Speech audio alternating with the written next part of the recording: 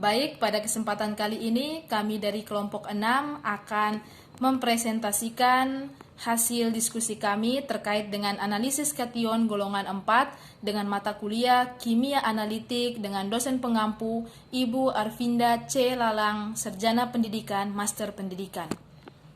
Nah, kami dari kelompok 6 dengan anggota kelompok atas nama Frit Horner Selan, Esi Masita Samau, saya sendiri, dan Marni Sandriani Upu.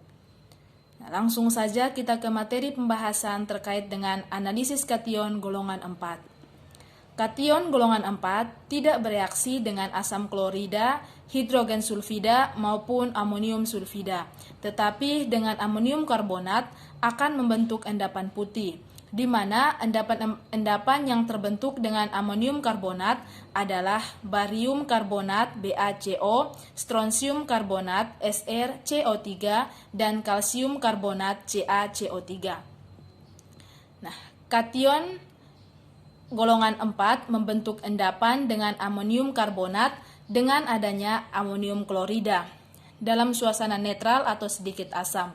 Ion golongan ini adalah Ba, Ca, dan juga Sr. Garam logam alkali tanah yang digunakan untuk pemisahan satu sama lain ialah karbonat. Di samping karbonat ada juga sulfat dan juga oksalat. Nah, endapan yang terbentuk adalah endapan dengan semuanya itu berwarna putih. Nah, kation untuk identifikasi kation secara sistematis harus dilakukan pemisahan golongan.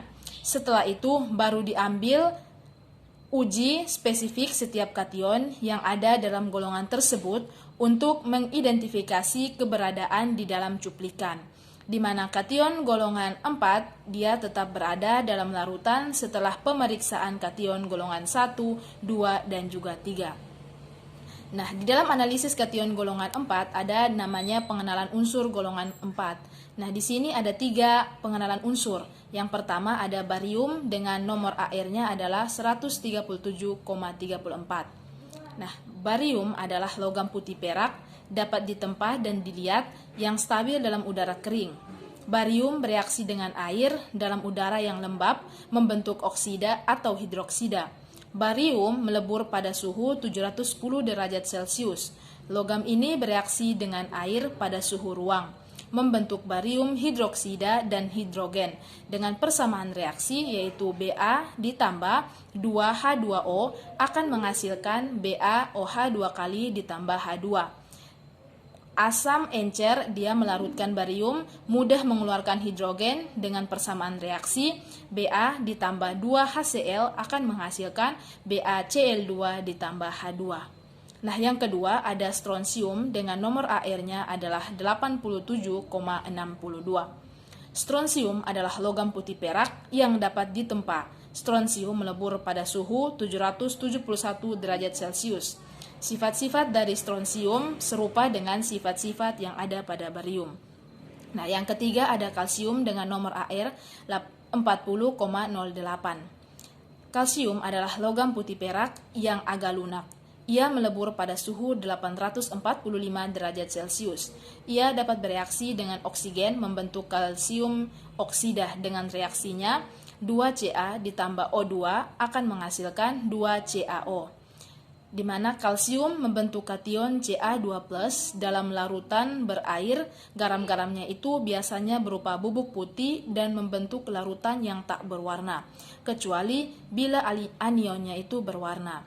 Kalsium klorida padat dia bersifat higroskopis dan sering digunakan dalam zat pengering kalsium klorida dan ankalsium nitrat larut dengan mudah dalam etanol atau dalam campuran 1:1 dari etanol bebas, air, dan dietil eter.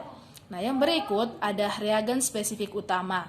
Pada golongan 4, reagen spesifiknya adalah K2CrO4 dan natrium rhodizonat. Sedangkan untuk reagen spesifik dari kation ada reagen spesifik Ba2+, reagen spesifik Sr2+, dan reagen spesifik Ca2+. Kation golongan 4 tak bereaksi dengan reagensia golongan 1, 2, dan 3.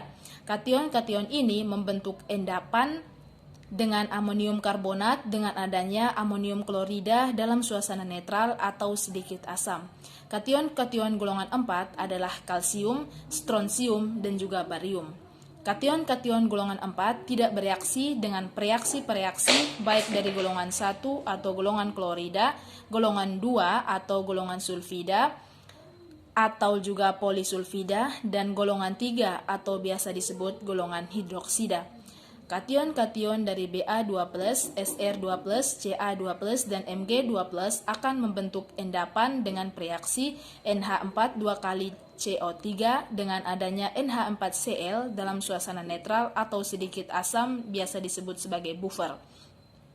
Nah, penjelasan berikut tentang kalsium yang ada pada unsur golongan 4, di mana untuk analisisnya yaitu diambil 1 ml larutan CaCl2, kemudian dimasukkan ke dalam beberapa tabung reaksi dan ditambahkan yang pertama yaitu amonium karbonat, maka di sini dia akan terjadi endapan amol CaCO3.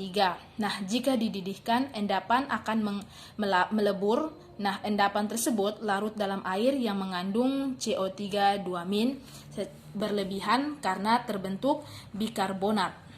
Nah, yang kedua, jika dia ditambahkan kalium ferrosianida berlebih, maka akan terbentuk endapan putih dari CeFeCN 6 kali.